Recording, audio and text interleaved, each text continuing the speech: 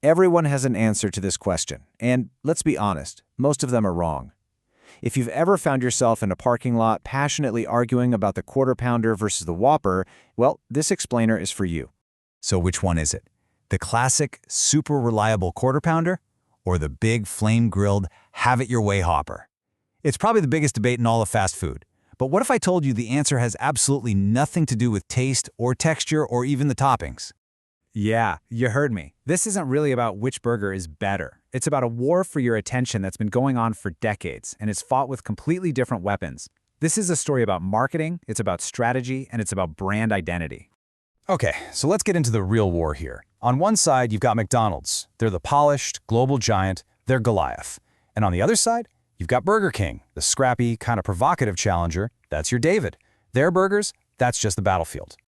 And this right here, this really breaks down their two totally opposite game plans. McDonald's plays the long game, right? Scale up, make the product just a little bit better all the time, and be absolutely everywhere. Burger King, though, they can't compete on size, so they have to get in your face. They use confrontation just to stay in the conversation.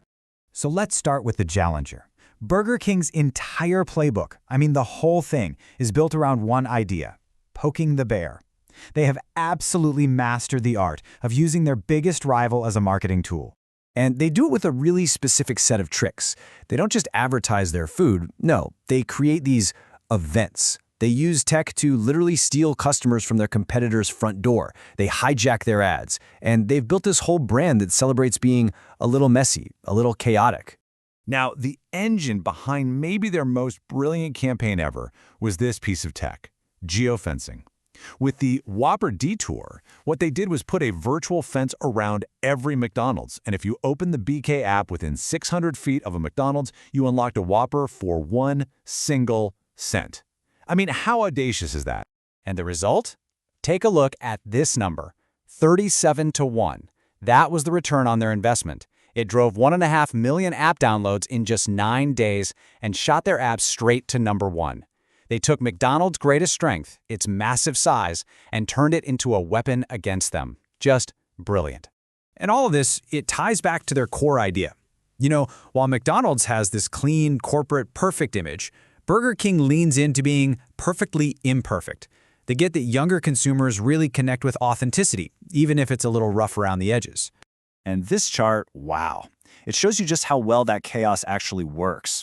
Remember the moldy Whopper? They filmed a burger decaying for 34 days just to prove it didn't have artificial preservatives. It was disgusting, totally unforgettable, and it got 2 billion impressions.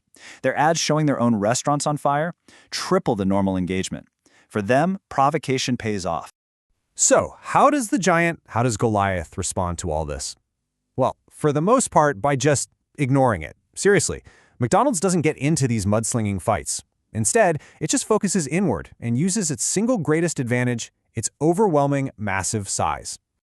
Their strategy is pretty simple: total and complete domination. Their goal is to have 50,000 restaurants around the world by 2027.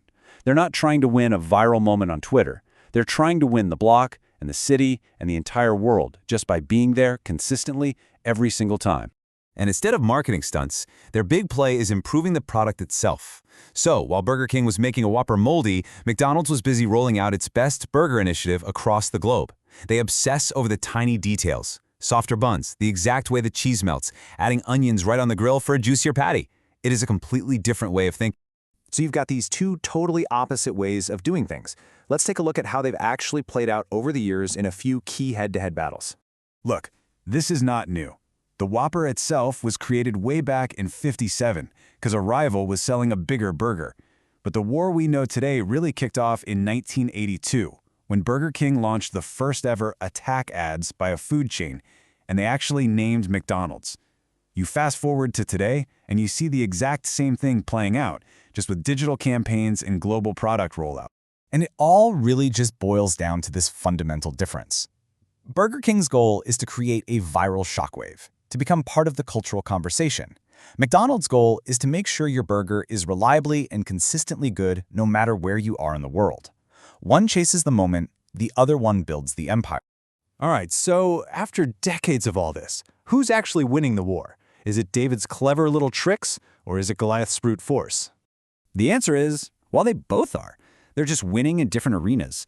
Burger King is, without a doubt, the champion of earned media. Their campaigns get an incredible return on investment, and they keep the brand culturally relevant. But McDonald's is still the undisputed king of the market. They have the revenue, they have the market share, and they have that global dominance. So at the end of the day, neither strategy is wrong. They're just perfectly designed for their position in the market. Burger King fights the war it knows it can win, the war for our attention. And McDonald's fights the war it was built to win, the war for global scale. So, that brings us right back to where we started. Now that you know all of this, has it changed your mind at all? Which burger gets your vote and why? Let the real war begin, down in the comments.